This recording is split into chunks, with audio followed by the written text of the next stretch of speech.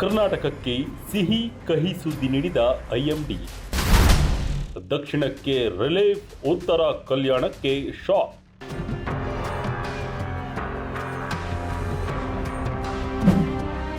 ಎರಡ್ 2025ರ ಆರಂಭದಲ್ಲಿ ಸೂರ್ಯ ರುದ್ರ ನರ್ತನ ಮಾಡುತ್ತಿದ್ದು, ಜನವರಿ ಫೆಬ್ರವರಿ ತಿಂಗಳುಗಳು ತಾಪಮಾನದಲ್ಲಿ ದಾಖಲೆಯನ್ನು ಸೃಷ್ಟಿಸಿವೆ.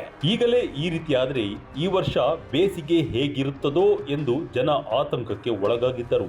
ಆದರೆ ರಾಜ್ಯದ ಜನರಿಗೆ ಈಗ ಭಾರತೀಯ ಹವಾಮಾನ ಇಲಾಖೆಯ ಮುನ್ಸೂಚನೆ ನೀಡಿದ್ದು ಒಂದಿಷ್ಟು ರಿಲೀಫ್ ಅನ್ನು ನೀಡಿದೆ. ಅದರಲ್ಲೂ ಬೆಂಗಳೂರು, ಮಲೆನಾಡು, ಕರಾವಳಿ ಭಾಗದ ಜನತೆ ಐಎಂಡಿ ವೆದರ್ ರಿಪೋರ್ಟ್ನಿಂದ ಸ್ವಲ್ಪ ನಿರಾಳರಾಗಿದ್ದಾರೆ. ಆದರೆ ಉತ್ತರ ಕರ್ನಾಟಕ ಹಾಗೂ ಕಲ್ಯಾಣ ಕರ್ನಾಟಕದಲ್ಲಿ ತಾಪಮಾನ ಭಾರೀ ಹೆಚ್ಚಳವಾಗುವ ಮುನ್ಸೂಚನೆಯನ್ನು ಐಎಂಡಿ ನೀಡಿದ್ದು, ಬಿಸಿ ಗಾಳಿಯ ಅಲರ್ಟ್ ಅನ್ನು ಕೂಡ ನೀಡಿರುವುದು ಈಶಾನ್ಯ ಕರ್ನಾಟಕದ ಜನರನ್ನು ಕಂಗೆಡಿಸಿದೆ.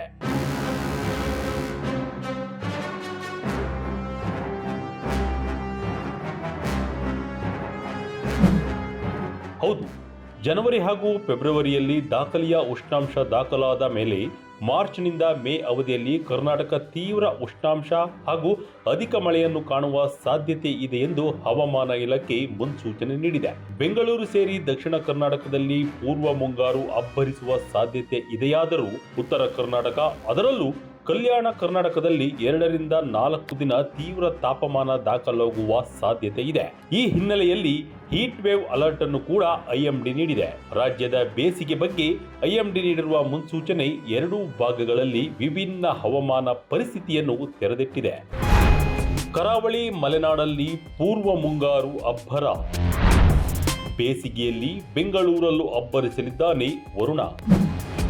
ಕರಾವಳಿ ಹಾಗೂ ಮಲೆನಾಡು ಭಾಗದಲ್ಲಿ ಸಾಮಾನ್ಯಕ್ಕಿಂತ 50% ರಿಂದ 60% ಹೆಚ್ಚುವರಿ ಬೇಸಿಗೆ ಮಳೆ ಸುರಿಯುವ ಸಾಧ್ಯತೆ ಇದೆ. ಬೆಂಗಳೂರಿನಂತಹ ದಕ್ಷಿಣ ಒಳನಾಡಿನ ಜಿಲ್ಲೆಗಳಲ್ಲೂ ಪೂರ್ವ ಮುಂಗಾರು ಮಳೆ ಉತ್ತಮವಾಗಿ ಸುರಿಯಲಿದೆ ಎನ್ನಲಾಗಿದ್ದು, ಸಾಮಾನ್ಯಕ್ಕಿಂತ 30% ರಿಂದ 40% ಹೆಚ್ಚುವರಿಯಾಗಿ ಮಳೆಯಾಗುವ ನಿರೀಕ್ಷೆ ಇದೆ. ಈ ಮಳೆಯಿಂದ ದಕ್ಷಿಣ ಒಳನಾಡಿನಾದ್ಯಂತ ಬೇಸಿಗೆಯಲ್ಲಿ ತಾಪಮಾನ ಸಾಮಾನ್ಯವಾಗಿರುತ್ತದೆ. ಹಗಲಿನ ವೇಳೆಯಲ್ಲಿ ಜಾಸ್ತಿ ಬಿಸಿಲು ಇದ್ದಂತೆ ಕಂಡರೂ ಸಹ ಹೆಚ್ಚಿನ ತಾಪಮಾನ ದಾಖಲಾಗುವ ಸಾಧ್ಯತೆ ಕಡಿಮೆ ಎಂದು ಐಎಂಡಿ ಹೇಳಿದೆ. ಐಎಂಡಿಯ ಮುನ್ಸೂಚನೆ ದಕ್ಷಿಣ ಕರ್ನಾಟಕಕ್ಕೆ ಗುಡ್ ನ್ಯೂಸ್ ಆಗಿದ್ದು, ಪೂರ್ವ ಮುಂಗಾರಿನ ಅಬ್ಬರದಿಂದ ಈ ಭಾಗದಲ್ಲಿ ಬಿಸಿಲಿನ ತಾಪಮಾನ ಕಡಿಮೆ ಇರುತ್ತದೆ ಎಂದು ಹೇಳಲಾಗಿದೆ.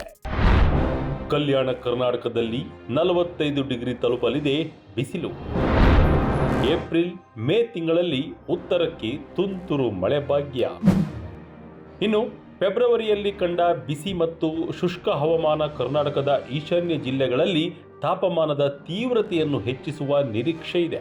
ಮಾರ್ಚ್ ತಿಂಗಳಲ್ಲಿ ಈ ಪ್ರದೇಶದ ತಾಪಮಾನ 43 ಡಿಗ್ರಿ ಸೆಲ್ಸಿಯಸ್ನಿಂದ 45 ಡಿಗ್ರಿ ಸೆಲ್ಸಿಯಸ್ನವರೆಗೆ ಹೆಚ್ಚಾಗುತ್ತದೆ. ಆದರೆ ಏಪ್ರಿಲ್ ಮತ್ತು ಮೇ ತಿಂಗಳಲ್ಲಿ ಬಿಸಿಲಿನ ತೀವ್ರತೆ ಕಡಿಮೆಯಾಗುವ ಸಾಧ್ಯತೆ ಇದ್ದು, ಉತ್ತರ ಕರ್ನಾಟಕದ ಜಿಲ್ಲೆಗಳಲ್ಲಿ ಸಾಧಾರಣ ಮಳೆ ಬೀಳುವ ಸಾಧ್ಯತೆಯನ್ನು ಐಎಂಡಿ ತನ್ನ ಮುನ್ಸೂಚನೆಯಲ್ಲಿ ತಿಳಿಸಿದೆ. ಈಗಾಗಲೇ ಉತ್ತರ ಕರ್ನಾಟಕದ ಜಿಲ್ಲೆಗಳಲ್ಲಿ ತಾಪಮಾನ ಏರಿಕೆಯಾಗುತ್ತಿದ್ದು, ದಿನದಿಂದ ದಿನಕ್ಕೆ ಬೀದರ್, ಕಲಬುರಗಿ, ಯಾದಗಿರಿ, ರಾಯಚೂರು, ಕೊಪ್ಪಳ, ಬಳ್ಳಾರಿ ಹಾಗೂ ವಿಜಯಪುರ, ಬಾಗಲಕೋಟೆ ಜಿಲ್ಲೆಗಳಲ್ಲಿ ಉಷ್ಣಾಂಶದ ಪ್ರಮಾಣ ಏರಿಕೆಯಾಗುತ್ತಿದೆ.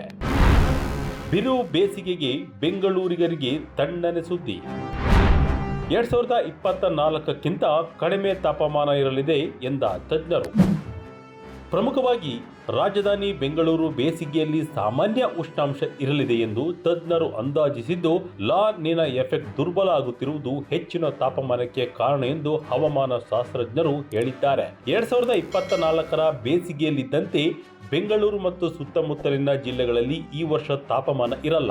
ಈ ವರ್ಷ ಈ ಭಾಗದಲ್ಲಿ ನಿಯಮಿತ ಹಾಗೂ ಸಾಮಾನ್ಯ ತಾಪಮಾನ ಇರುತ್ತದೆ ಎಂದು ಬೆಂಗಳೂರಿನ ಐಎಂಡಿಯ ಹಿರಿಯ ವಿಜ್ಞಾನಿ CS ಪಾಟೀಲ್ ಹೇಳಿದ್ದಾರೆ.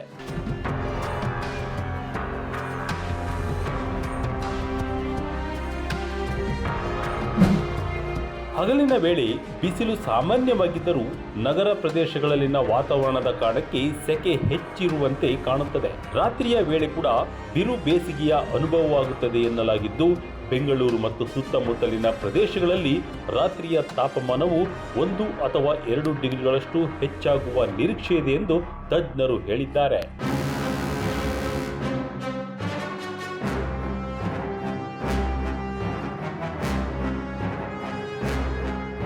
ಒಟ್ಟಿನಲ್ಲಿ ಹವಾಮಾನ ಇಲಾಖೆಯ ಮುನ್ಸೂಚನೆ ಬೇಸಿಗೆಯಲ್ಲಿ ಕರ್ನಾಟಕದ ವಿಭಿನ್ನ ಪರಿಸ್ಥಿತಿಯನ್ನು ತೆರೆದಿಟ್ಟಿದೆ.